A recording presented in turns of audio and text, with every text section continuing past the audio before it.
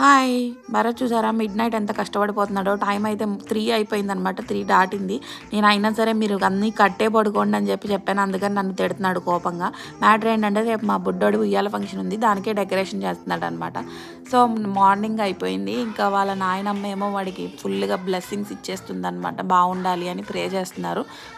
భరత్ చూసారా ఎంత క్యూట్‌గా రెడీ అయిపోయాడో. మా బుడ్డోడు కూడా క్యూట్‌గా రెడీ అయిపోయాడు కదా!